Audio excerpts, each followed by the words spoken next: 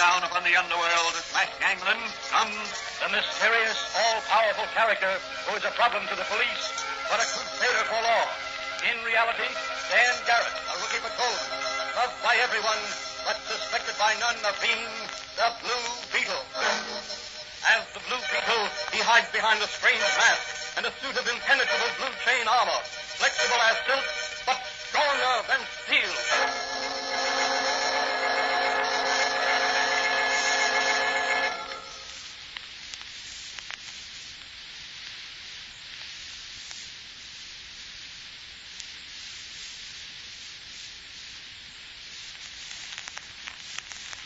Today's episode of the Blue Beetle is entitled Spirits Don't Talk. In every city and small town throughout the country, there are certain individuals who claim to have supernatural powers. Mediums who claim that through them, the dead speak. Only a few have firmly believed in their supernatural power and endeavored to use it for good. Even they have been exploited for dishonest purposes by unscrupulous individuals and groups of individuals. As our story opens, Patrolman Dan Garrett, who in secret is really the Blue Beetle, is discussing the fortune-telling racket with his friend and confidant, Dr. Franz. Tell me, Danny, why is it the district attorney hasn't done something about this situation? Well, in the first place, it's hard to get witnesses to testify against these fortune-tellers and mediums. In the second place, what can witnesses testify to? Why, that they were told that they'd take an ocean voyage or meet a blonde man who would be the great love of their life? Can't put anybody in jail for that. No, I suppose not. That isn't the part of this racket that causes the police and the district attorney concern. Oh, what does? Well, you see, when a person starts going to fortune tellers, he or she is a marked man or woman. He or she is registered, as it were, by a great ring. Registered? Ring? Yes. Everything about the client is noted by the fortune teller. Assistant notes the wearing apparel, its quality, style, where purchased, and so on. Traits of character are studied, weighed, and measured. Clients are urged to talk about themselves. If possible, names and addresses are secured. All this information goes into a central bureau to be tabulated and cross-indexed for future reference. Well, bless my soul. I had no idea such an elaborate system existed. Sure, there's a regular ring that controls the racket. Well, what about spiritualism and mediums? Are these so-called mediums part of this racket? Most of them. They constitute the most dangerous part of the racket. Well, how do you mean? Well, when they get hold of a client, some susceptible individual who believes it's possible to talk to the loved ones who've died, they work on that individual's mind, influence that individual to commit acts he or she would never think of committing if left alone. What's the connection between fortune tellers and mediums? The fortune tellers pick out easy marks, and if considered worthwhile material to work on, they're inveigled into visiting a spiritualist or urged to sit in on a seance. My. People are so gullible. Yes, they are. They have to be protected from themselves. Somebody's in the store. I'll be back in a minute. Probably Mike Manigan. If it is, send him back. Hello, Doc.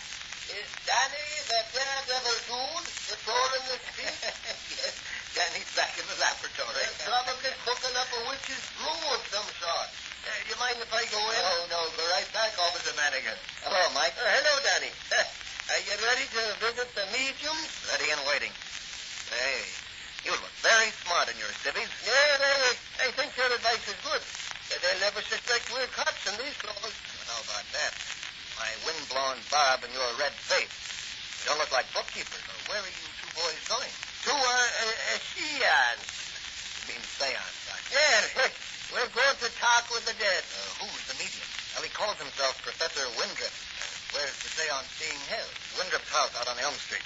You know, that old place that sits back from the street? Yes, I know it. People used to say it was haunted. That's the place. Well, come on, Patrolman Garrett. Pardon me, Mr. Garrett. You go ahead, Mike. I want to ask Doc something. I'll be with you in a minute. Okay, I'll wait out front for you. Say, Doc, can I borrow your X-ray camera with a special infrared lens? Why, certainly, Danny. I'll get it for you. Now, what can I carry it in? Over here. It's quite flat. Here. Put it in this briefcase. Oh, thanks, Doc. I'll see you later. If the spirits don't get me.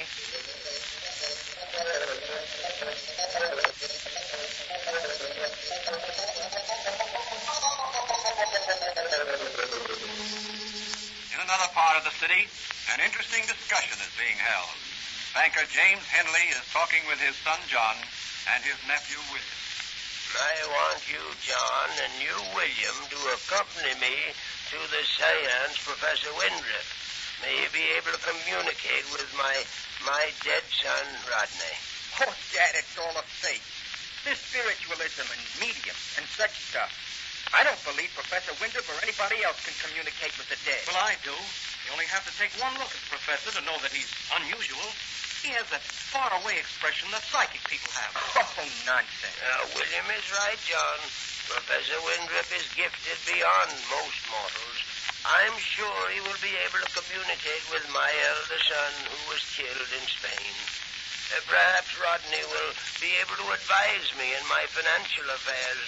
He was always so right about things. I'm getting old, and I need his advice. Yes, and I'm sure his advice will still be good, Uncle James. Yes, William. I'm glad you have the right attitude toward these things. Well, let's get started to the seance. The sooner we get there, the sooner it will be over.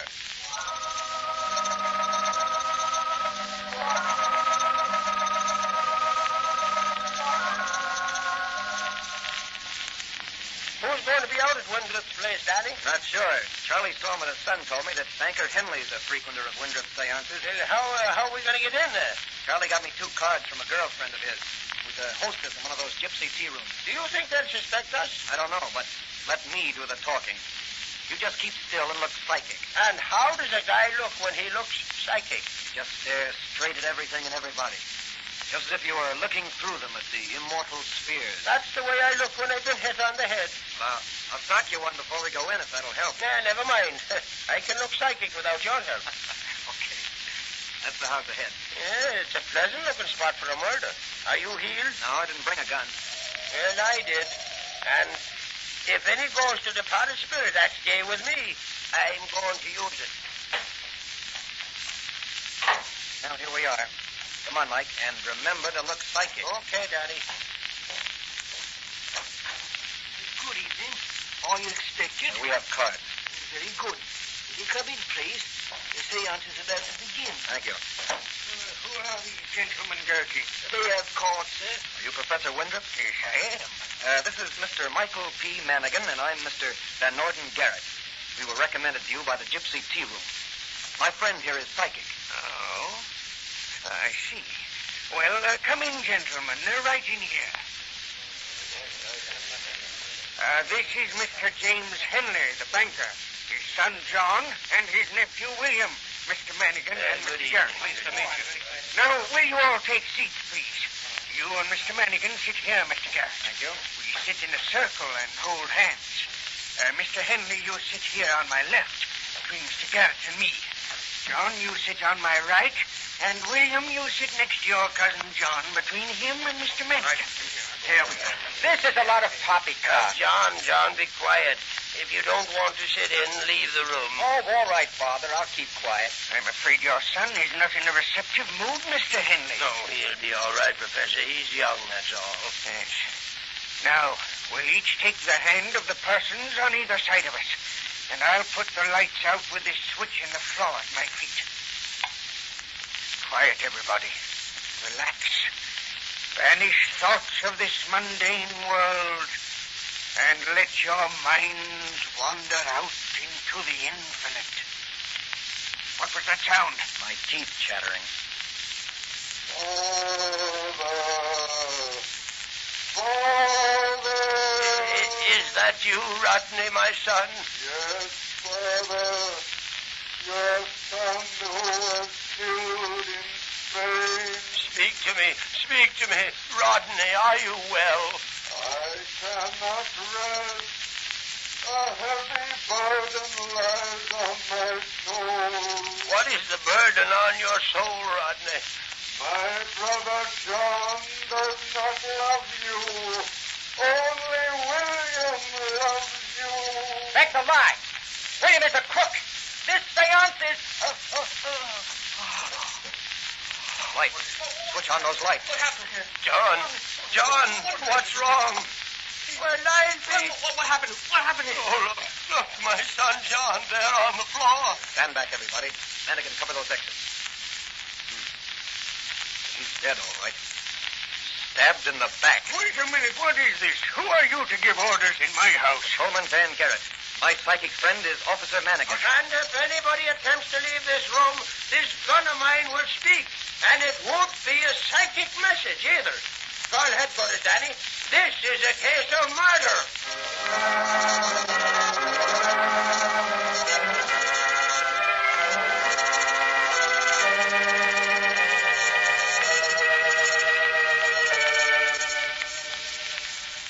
An hour later, back at the little apothecary shop of Dr. Franz, Dan Garrett and Dr. Franz are examining two photographs which have just been developed. Now, Doc, this is the first one I snapped with the X-ray camera. It shows the interior of the room where the seance was held. What's that dark spot there on the wall? Where? It looks like a loudspeaker behind a large painting. That's probably where the voice came from that old man Henley thought was the voice of his dead son, Rodney. Yeah, he was the old man's favorite son. He volunteered to fight in Spain and was killed in battle. Let's see the other photograph. Yeah, I took this one just as John said. This is a lie. It shows the group seated in a circle. Look there. A murderer. His hand is clutching the dagger, raised to strike. It even shows the cotton he wrapped around the hilt to avoid leaving fingerprints. This photograph alone will convict the murderer of John Henley. Are you going to phone police headquarters to hold No. him? If they hold him, we may not be able to run the higher-ups in the racket. Then you think the murderer of John Henley was not the top man? No. He was just part of the ring. The brains of the racket are higher up. But they should have realized that John Henley's death would bring down the police on their necks. Somebody made a miscue there. I don't think the ring planned John's death. What do you think their plan was? Simply to use the dead son Rodney's fake voice to work on the old man and influence him, to let his nephew William advise him. And in time, persuade him to make William his heir. But why? William is probably being used by this gang of racketeers. The old man should die, leaving his vast fortune to William, and William would be blackmailed into coming across with a large sum of money to the racketeers. What devilish things evil minds can think up. Yes. Oh, by the way, Doc, put those negatives in a safe place. They'll be safe with me, Danny. All right. Well, the Blue Beetle is going into action on this gang of crooked buzzards. What are you going to do? The Blue Beetle is paying several visits tonight. Before another day dawns, the spiritualist racket will be smashed.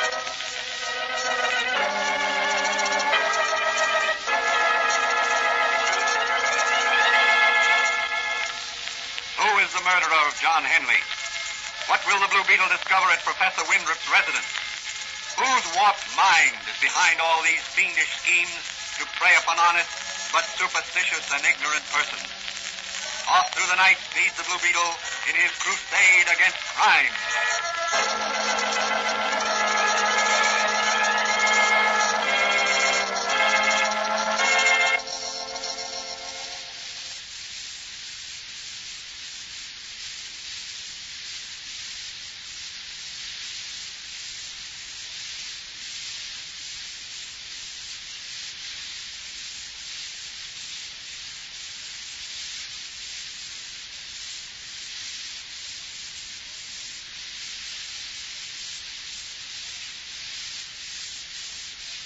In another part of the city, a man is issuing orders to his subordinates.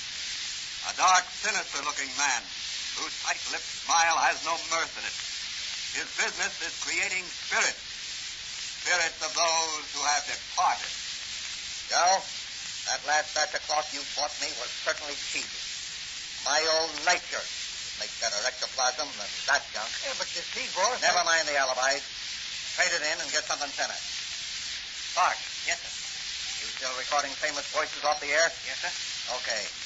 Be my secretary and get a list of the 400 best families. Yes, sir. Call on them one at a time. See if you can sell them the idea of having each voice in the family recorded as a memento for their relatives after they pass on. Make copies of each. We can use them in our seances. I'll do it right away, sir. Good.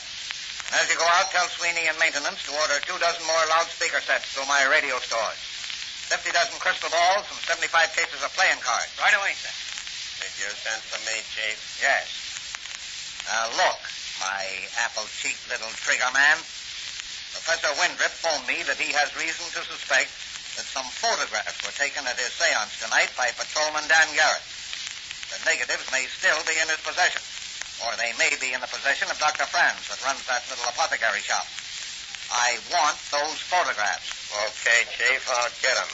If you meet with resistance, let your conscience be your guide. I got you, Chief. My trigger finger's awful nervous tonight. It must be the weather. The professor calling, LG. Show him in. Oh, hello, LG. This is certainly a terrible state of affairs. When did the cops release you? Just now, someone bailed us all out, and I came right to you. I'll bet you left a trail a mile wide. No, I changed trains 3 times in the subway. Walked through Ralph's department store and then took a taxi here. Good. Well, what do you advise me to do? My business is ruined. Your business. You should have thought of that before you killed John Henley. I killed him. You mean William? I mean you. William wouldn't have the nerve. But William hated his cousin. He was sitting right next to him. And so were you. What makes you think so? A little bird told me. I've got spies down at police headquarters. They heard the questioning of your people by the police. Oh. Yes. Oh. They said you were playing up to old man Henley. Well, Now, say, you aren't figuring on trying to double-cross me on this, are you? Why, no, LG, I assure you. You'd better not if you know what's good for you. Now, what about those 2 policemen, Mannigan and Garrett? They'll be taken care of. When the case comes up for trial, they won't be there to testify. Yes, but the photographs. I'm sure I heard the click of a camera during the seance. The room was dark, wasn't it? Pitch black. Okay. But you don't have to worry. I'll leave everything to me. Now, what do you think I'd better do now? Go out to your place and play dumb. I'll be out there later, as soon as I've had a talk with William Henley. He'll probably spend a few days on his uncle's yacht. In the meantime, I've got my men guarding everybody concerned. I imagine the Blue Beetle will stick his nose into this, and if he does, it'll be just too bad for Mr. Blue Beetle.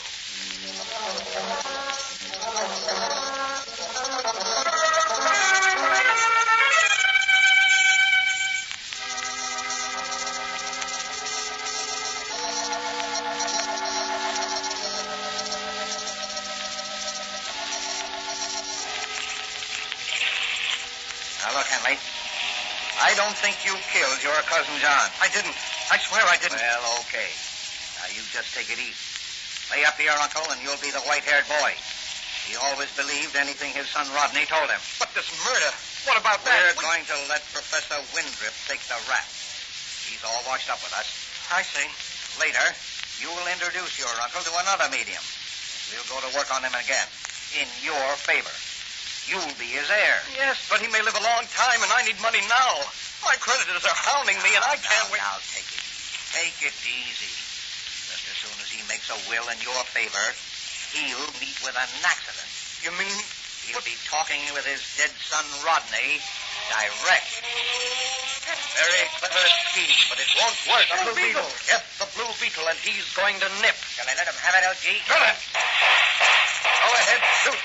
Your bullets can't injure the Blue Beetle, but this belaying pin will. Good work, Gus, good work.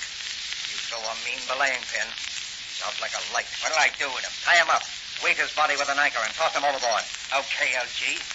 Well, Mr. Blue Beetle, you're going for a nice swim. And you ain't coming back. Say, aren't you a bit ruthless, LG? In my racket, you have to be. Now, you be a good boy, and we'll all be rich. Well, what are you going to do now? I'm going ashore. Professor Windrip is going to have a caller and get a big surprise.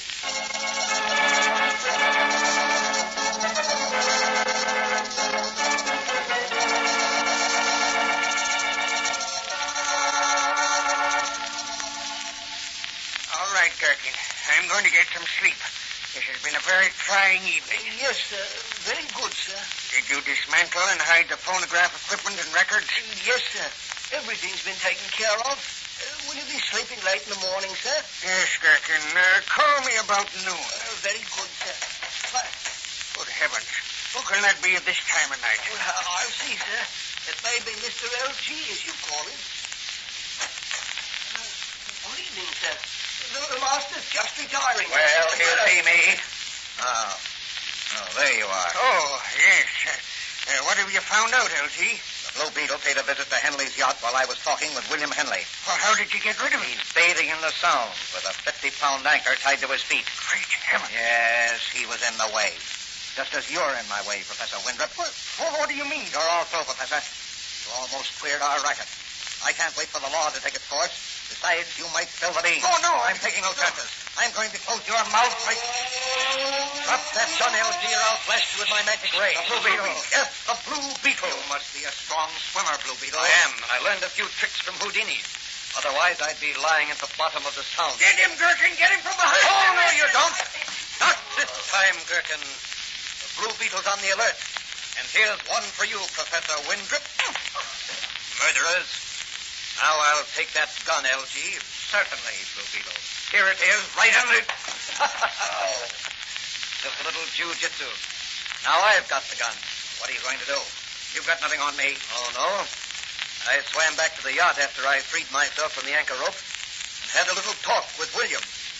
Was he surprised to see me?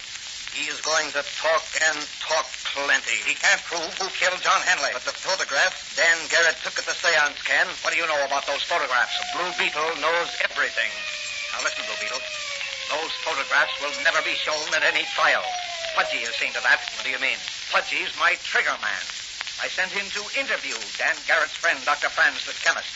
If the photographs are there, he'll get them or else. Open the door and I'll break it in. Well, Mr. LG, the law's caught up with you. Your racket's smashed, and you'll burn along with Professor Windrip. Not yet, I won't. I'll shoot the tail with this point. No, you don't. The law's going to send you and the murderous Professor Windrip where you can't cause any more harm. All right now, all right. Reach for the tailors. Well, if it ain't the Blue Beetle, Professor Windrip and the limey servant. What a haul. And who's this? That's LG, the ringleader of the gang. Just tried to take poison, and I hit him. Here, Manigan, catch this gun. What? Well, okay, Blue Beetle. Sorry to leave so suddenly. Hey, wait a minute, Blue Beetle. You're under arrest. Well, hanged if the Blue Beetle didn't dive out of the window. Well, boys, slip the handcuffs on these babies and we'll take them along. I'll catch the Blue Beetle the next time.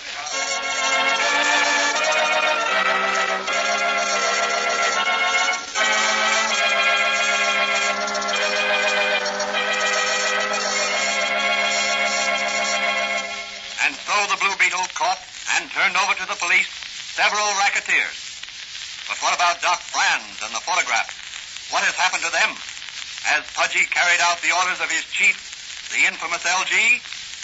Let's hurry back to the little apothecary shop of Dr. Franz. Doc, Franz, where are you? Hello, Danny. Why, what's your hurry? Are you all right? Never felt better in my life. What, the gunman? Did Pudgy... Rosy-cheeked, rather confident gentleman called earlier tonight. I was in my laboratory at the time. Yeah, well, what happened? He mentioned something about some photographs. He was rather insistent that I give them to him. Well, did he... Yes. He pointed a gun at me. What did you do? Squirted a syringe full of concentrated ammonia in his eyes. Good. Where is he now? I tied him up to keep him from playing with my chemicals in there. Oh, that's great. And the photographs are safe? Everything's under control. Fine. Those photographs will convict Professor Windrip of young Henley's murder, and William's testimony will take care of LG. What does LG stand for, Danny? According to Williams, LG stands for live ghost, the man behind the spirit. Well, if you'll excuse me, Doc, I'm going to turn in. The Blue Beetle's had a very busy night.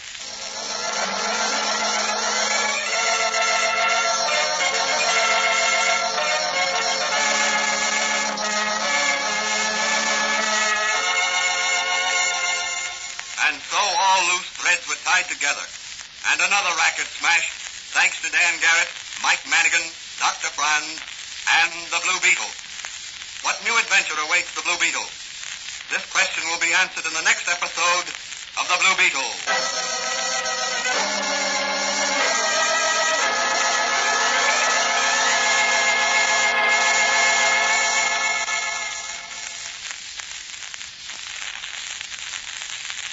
And now, here's the Blue Beetle himself to say a few words.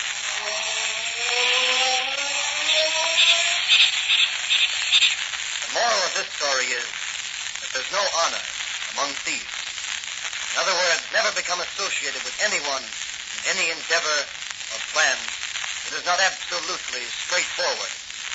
If you do, you can expect to be double-crossed or become the cat's paw or the fall guy.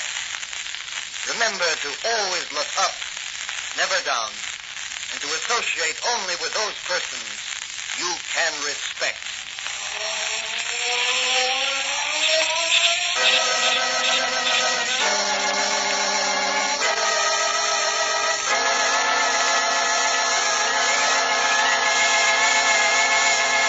The Blue Beetle is a copyrighted Fox feature appearing in Mystery Men Comics magazine and the Blue Beetle magazine. The Blue Beetle is on the air twice a week on this same station. Consult the broadcast schedule in your local newspapers. Don't forget to listen in to the Blue Beetle.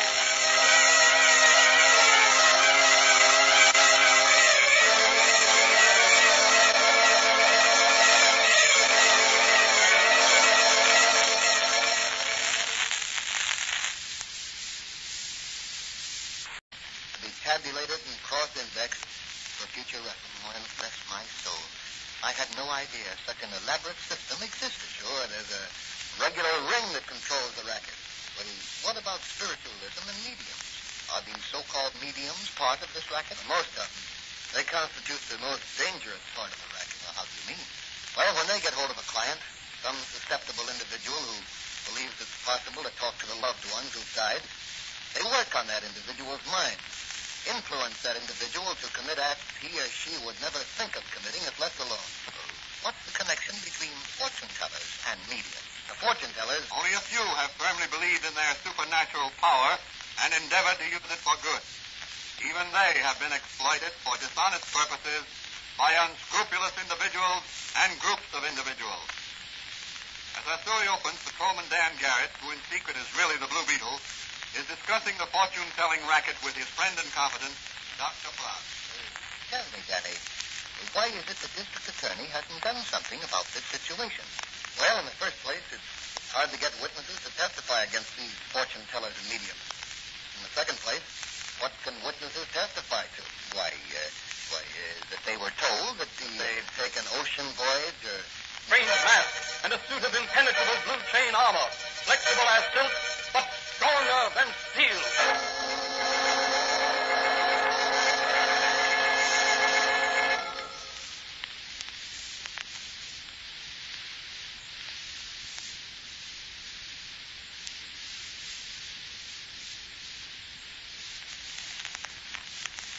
Today's episode of the Blue Beetle is entitled Spirits Don't Talk.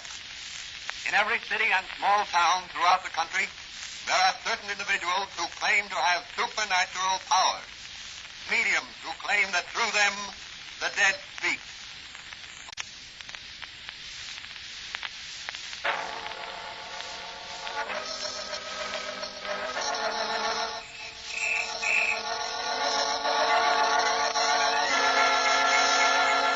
The Blue Beetle.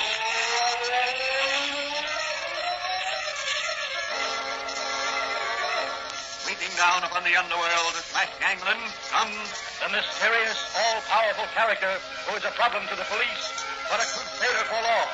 In reality, Dan Garrett, a rookie patrolman, loved by everyone, but suspected by none of being the Blue Beetle. As the Blue Beetle, he hides behind the... Think a blonde man who would be the great love of their life?